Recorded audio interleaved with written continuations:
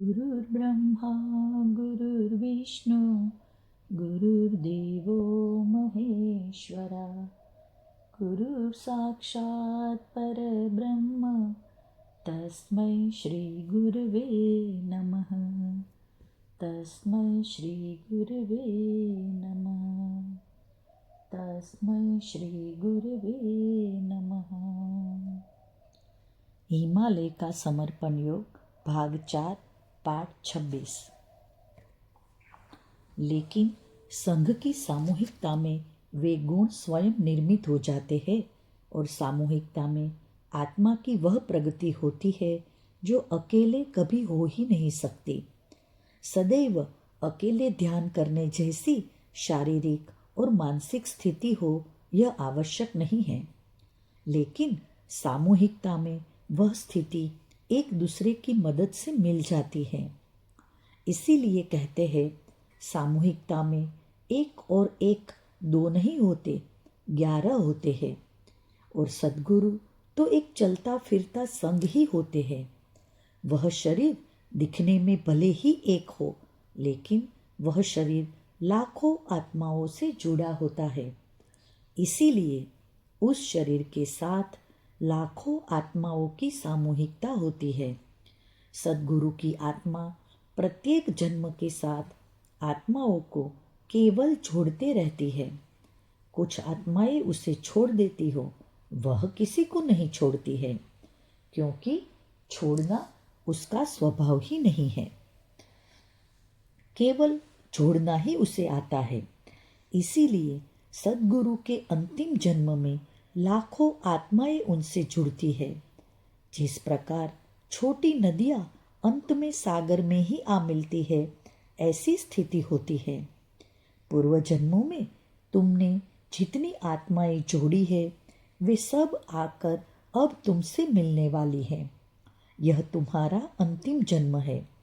इसलिए आत्माओं की बहुत बड़ी सामूहिक शक्ति तुम्हारे जीवन काल में बनेगी और उसी सामूहिक शक्ति के प्रभाव में जीवन काल के बाद भी कार्य होता रहेगा। हम गुरु हैं, हमारा कार्य हम तक ही सीमित है। हम मोक्ष की स्थिति केवल पाना चाहते थे और वह हमारे जीवन में मिल गई है। अब उस स्थिति को केवल बनाए रखेंगे। हमारा लक्ष्य छोटा था, वह हमने पा लिया है। तुम्हारा लक्ष्य बड़ा है और तुम्हारी साधना भी बड़ी है। तुम्हारा पात्र भी बड़ा है। तुम्हारा लक्ष्य मोक्ष देना है। एक निश्चित सामूहिकता को जब तक तुम मोक्ष की स्थिति प्रदान नहीं करते, तुम चैन से नहीं बैठ सकते हो। अभी तो तुम्हारा कार्य प्रारंभ ही नहीं हुआ है।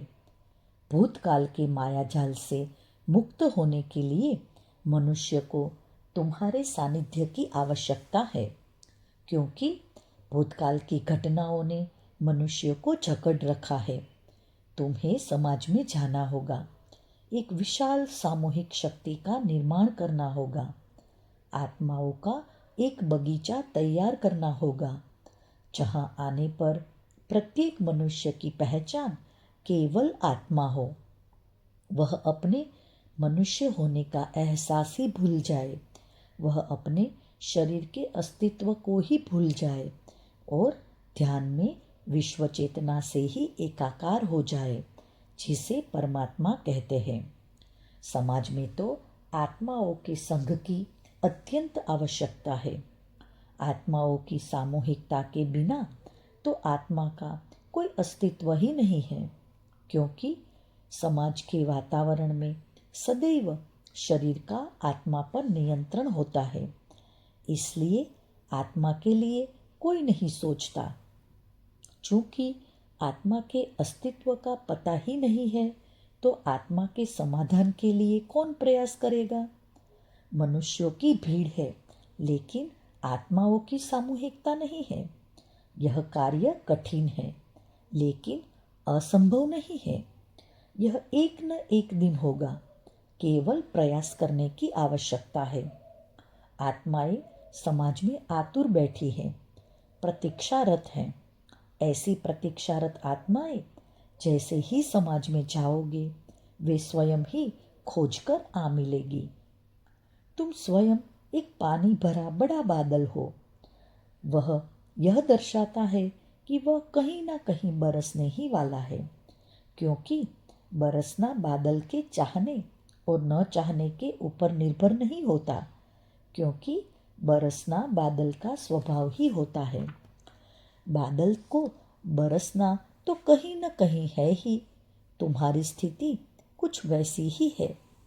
तुम्हें माध्यम के रूप में तैयार करने के लिए कई सद्गुरुओं ने अपना समस्त जीवन लगाया है और जीवन भर की तपस्या से प्राप्त की हुई शक्तियाँ अधिकृत रूप से सौंपी है। इस अधिकृत रूप से सौंपने का आध्यात्मिक क्षेत्र में बड़ा महत्व है। किसी भी माध्यम को अधिकृत तब तक नहीं किया जाता जब तक वह योग्य न हो। तुम्हें अधिकृत किया है यानी तुम योग्य हो। जब गुरुदेव अधिकृत करते हैं तो माध्यम का कोई महत्व ही नहीं रह जाता। सब कुछ निश्चित ही है। भविष्य के स्थान, व्यक्ति, परिस्थितियाँ, समयावधि, सब कुछ एक निश्चित कार्यक्रम सा लग रहा है और वह एक निश्चित समयावधि में होगा ही। तुम्हारे गुरुओं को माध्यम की आवश्यकता थी, क्योंकि बिना माध्यम के यह संभव ही नहीं था और तुम्हारा निर्माण ही उनकी आवश्यकता और इच्छा के अनुसार हुआ है। इसलिए तुम्हें भी जीवन में अनुभव होगा कि समयावधि पूर्ण होने पर गुरु कार्य अनायास ही हो जाता है। तुम्हारी विशेषता यह है कि तुम शुद्ध पवित्र माध्यम हो। इसीलिए इतने गुरुओं ने तुम्हें अपना माध्यम बनाया है। तुम में गुरुओं की सामूहिकता अनुभव होती है और यह एक जन्म में संभव ही नहीं है। बाद में हमारी बैठक समाप्त हो गई, क्योंकि अंधेरा भी बहुत हो गया था। वह स्थान काफ़ी ऊंचाई पर था और आसपास की सभी पहाड़ियों से भी ऊंचा था। उस स्थान का और अन्य पहाड़ियों का अंतर करीब दुगना था। मैं सोच रहा था, बड़े सोच समझकर बड़े महाराज श्री ने वह स्थान चुना होगा। और कैसे चुना होगा? कैसे वे अकेले यहाँ पहुँचे होंगे और कैसे यहाँ सालों रहे होंगे? जब किसी एकांत और निर्जन स्थान पर मनुष्य रहता है तो कुछ दिन उसे बड़ा विचित्र लगता है। चित्त बाहर जाते रहता है, लेकिन बाद में चित्त भीतर की ओर आना प्रारंभ होता है और फिर अपनी आत्मा के संपर्क में आ जाता है और आत्मा धीरे धीरे शरीर को पूर्णतः नियंत्रित कर लेती है। एकादे घर आए मेहमान की जैसे आवभगत की जाती है, वैसा ही दृष्टिकोण आत्मा का शरीर के प्रति हो जाता है। आत्मा शरीर को यह अस्थायी रूप से आया हुआ मेहमान है ऐसे देखती है। उसे अपना शरीर भी दूसरा लगने लग जाता है। जैसे अपने एकादे प्रिय वस्त्र को हम देखते हैं, कुछ वैसा ही भाव आ जाता है।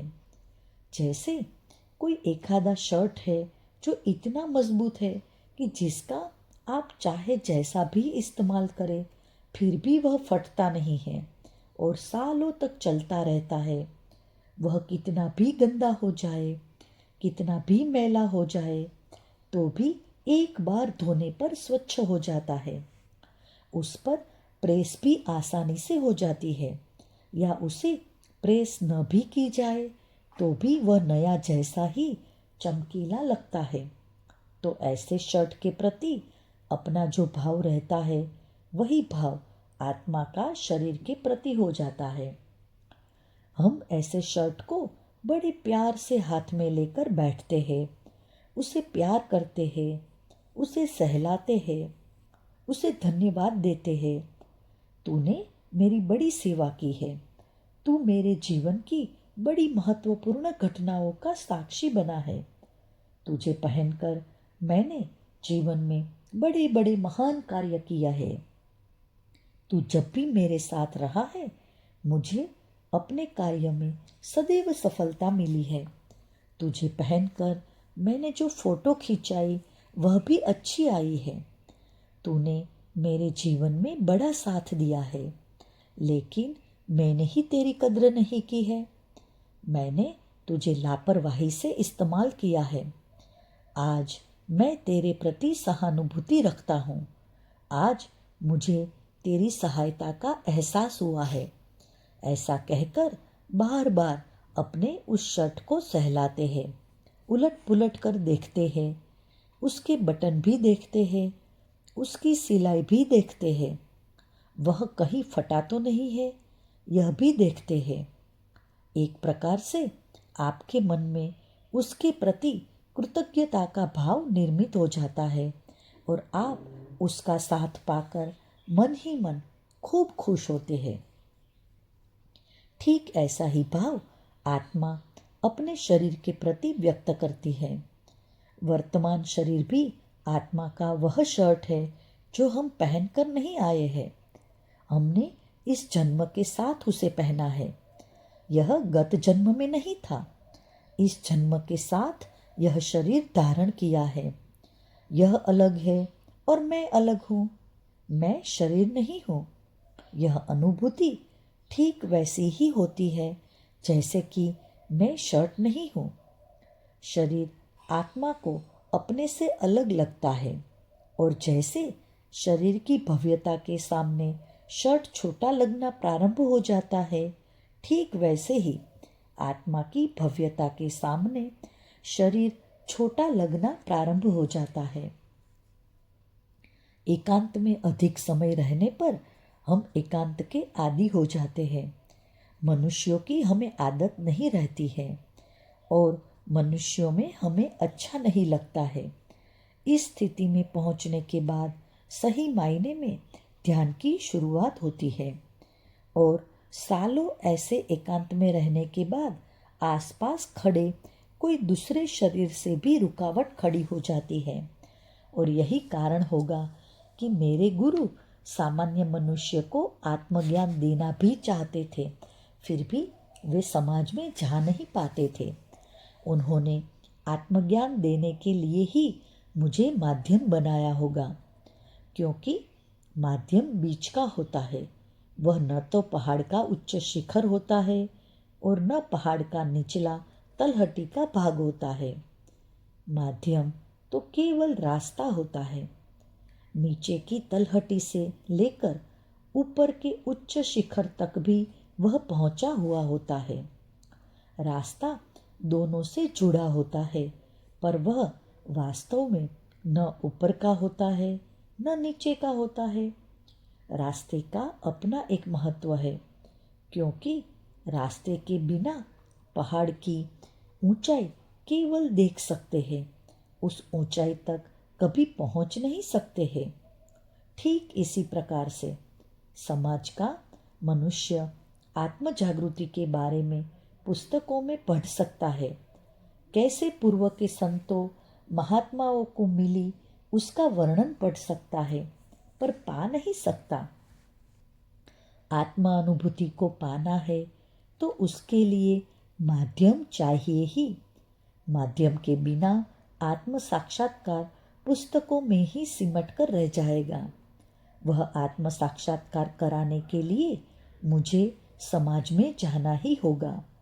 जिन पर पूर्व जन्म के संस्कार है, जो पूर्व जन्म से गुरुओं से जुड़े हैं, हो सकता है उन लोगों को मेरी आवश्यकता न हो, क्योंकि वे उस संसार को छोड़कर इस संसार में आ ही जाएंगे। लेकिन इस जगत की जानकारी सामान्य मनुष्य को नहीं है। हो सकता है कुछ लोग अपने पुराने संस्कारों से, अपने बाहरी धर्म से, अपनी मान्यताओं से ही चिपके रहे और यह नई बात ग्रहण न भी करे, क्योंकि आत्म अनुभूति का समाज में अनुभव नहीं है। और प्रत्येक मनुष्य किसी न किसी पंथ से, किसी न किसी धर्म से जुड़ा ही हुआ है। उसका अपना एक विश्वास है, उसका अपना एक धर्म है। प्रत्येक की अपनी एक मान्यता है सब कुछ न कुछ पकड़े हुए ही है। कई कार्य वह धर्म के नाम पर कर रहा है, कई जगह स्वार्थ के लिए धर्म का उपयोग कर रहा है। जो उसे खाना है उसी का प्रसाद चढ़ा रहा है और भगवान के नाम पर खा रहा है। समाज में धर्मों की, गुरुओं की भरमार है। ऐसी भीड़ में जो सुनने को खाली ही नहीं है, उस समाज में जाना, जो आस्तिक हो भले ही उसकी आस्था अनुभूति पर आधारित न हो, ऐसे समाज में जाना और आत्म साक्षात्कार की बात करना विचित्र तो होगा। हो सकता है लोग इस नए प्रयोग के लिए तैयार ही न हो। वातावरण तो निराशाजनक है, लेकिन ऐसे ही समाज में गुरु आत्म साक्षात्कार की अनुभूति कराना चाहते हैं। यानी समाज में जो चल रहा है यह अनुभव उससे भी ऊपर का होगा, तभी तो इसे लेने के लिए लोग तैयार होंगे। और यह आत्म अनुभूति जाति, धर्म, देश, रंग, लिंग इन सब भेदों से परे है। यानी इसे पाने के लिए कोई बंधन नहीं है। आपका बाहरी धर्म कुछ भी हो, आपका भीतरी धर्म एक ही है। वह है स्वयं का, अपनी आत्मा का धर्म, आत्मधर्म। यह सब गुरुदेव जानते हैं और इसलिए मुझे समाज में जाने के लिए कह रहे हैं।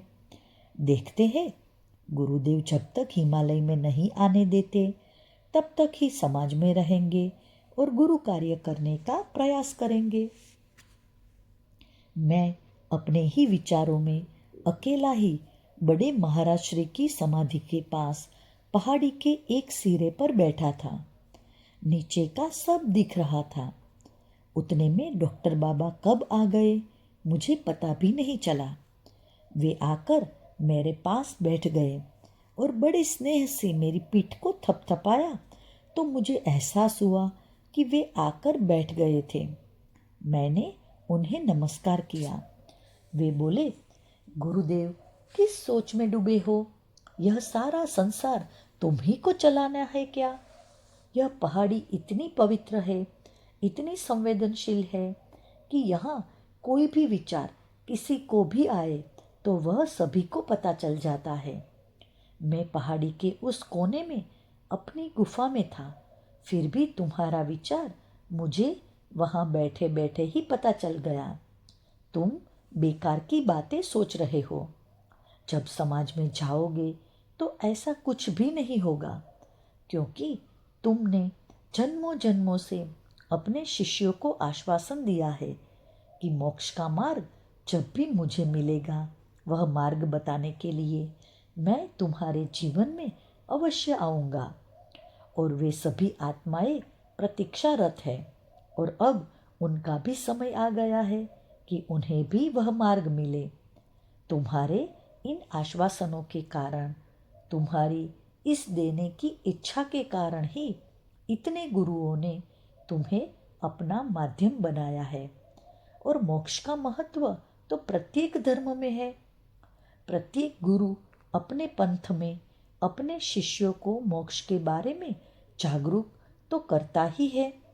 इसलिए दुनिया में कितने भी धर्म हो और कितने भी गुरु हो, कितने भी पंथ हो, वे आत्माएं अभी तक प्रतीक्षारत ही है जिन्हें तुमने आश्वासन दिया था।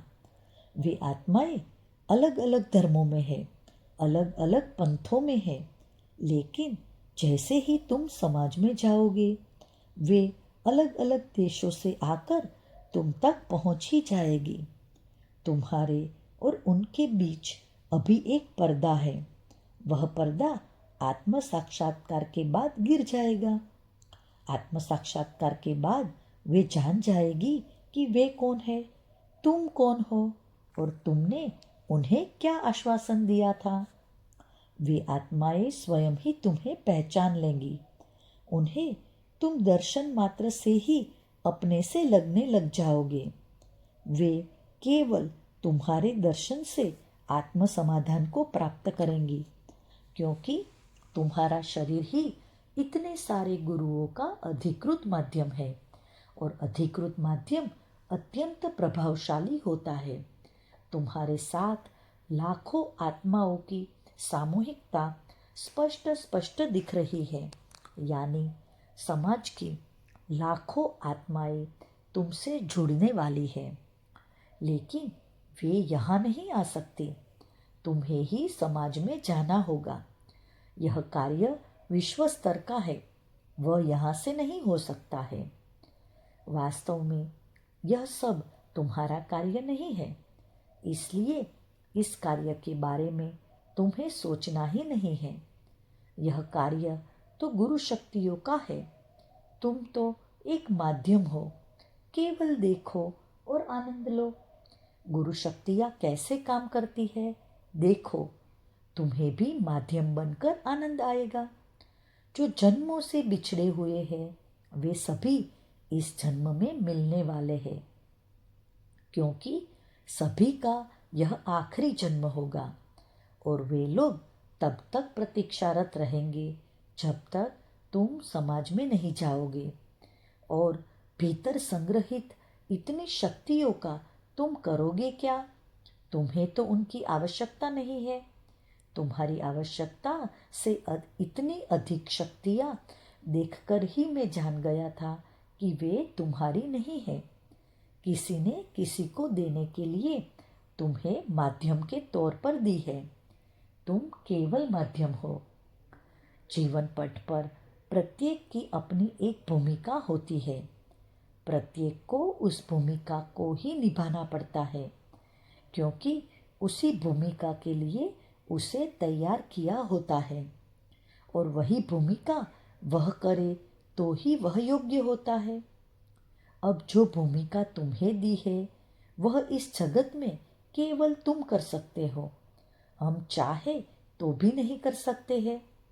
उस भूमिका के लिए परमात्मा ने तुम्हें ही चुना है और उस भूमिका के लिए तुमने जन्मों से अपने आप को तैयार किया है। और यह जो कुछ लग रहा है ना, यह केवल जाने तक का है। जाने के बाद जैसे जैसे अनुभव आएंगे वैसे वैसे सब बातें समाप्त हो जाएंगी। तुम समाज को एक नई दिशा देने वाले हो, एक नया संदेश देने वाले हो।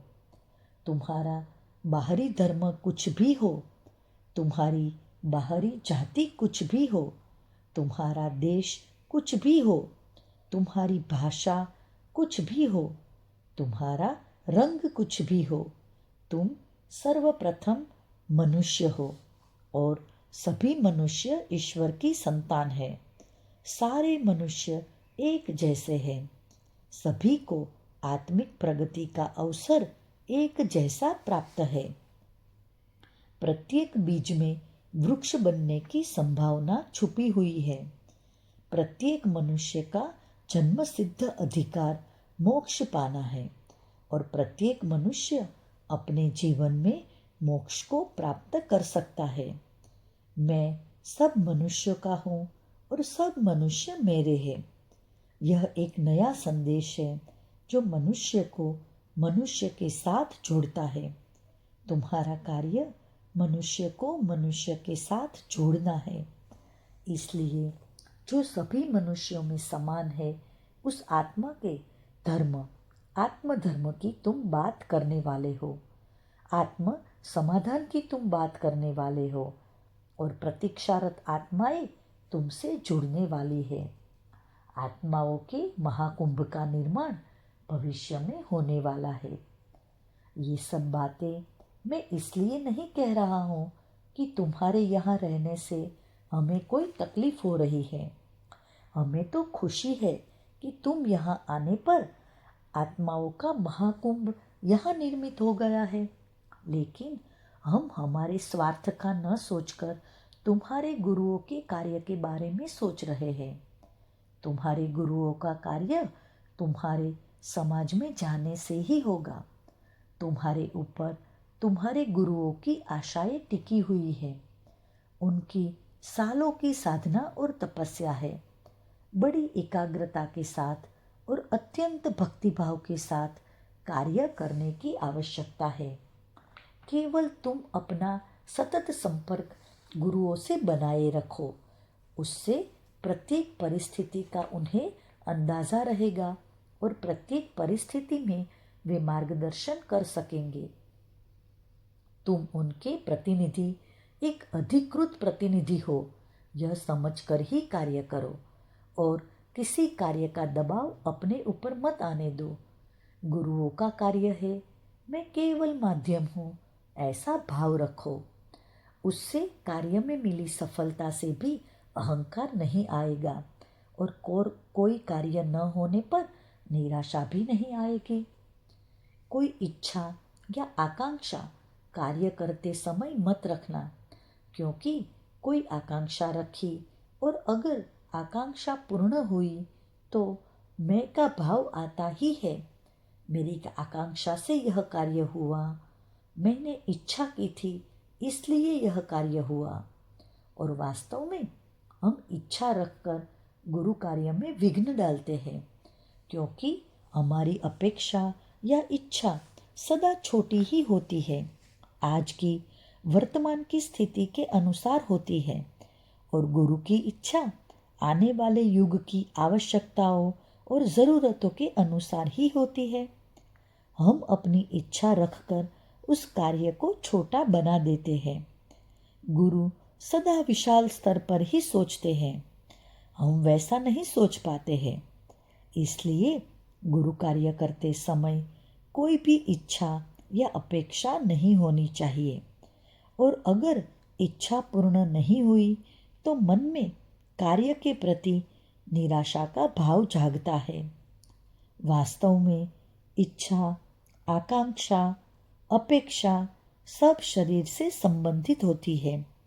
आत्मा की कोई अपेक्षा नहीं होती, इच्छा भी नहीं होती है, और गुरु कार्य तो शरीर से नहीं किया जाता है। गुरु कार्य सदैव आत्मा द्वारा परमात्मा के लिए किया जाता है। इसलिए अपेक्षा और इच्छा को गुरु कार्य में कोई स्थान नहीं है। ठीक ऐसे ही हम अगर गुरु के पास कोई भी अपनी इच्छा लेकर गए तो हो सकता है गुरु की सकारात्मक शक्ति से वह पूर्ण भी हो जाए। लेकिन अगर हमारी अपनी इच्छा भौतिक स्वरूप की होगी तो हमारी प्रगति भौतिक जगत की ओर हो जाएगी। इससे हमारी प्रगति तो होगी, लेकिन गलत दिशा में होगी, और भौतिक जगत में तो समाधान कहीं है ही नहीं।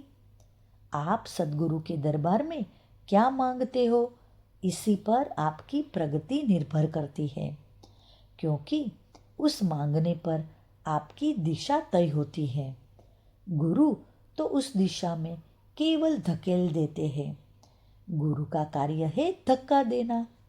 अब हम जिस ओर अपना मुंह रखेंगे वह उस ओर धक्का देंगे।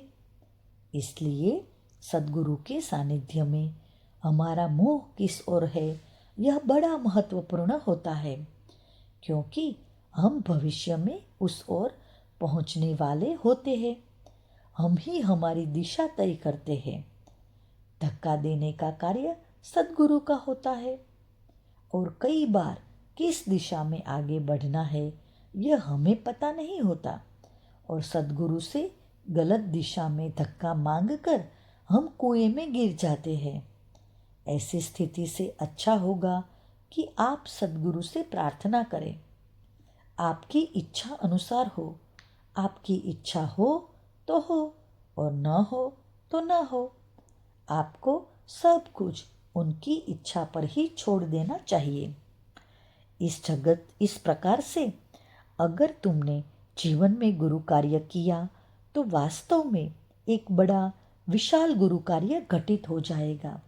बस तुम उसे अपनी मैं की अपेक्षा रखकर छोटा मत करना, और यह तुम्हारे जीवन काल में ही होगा।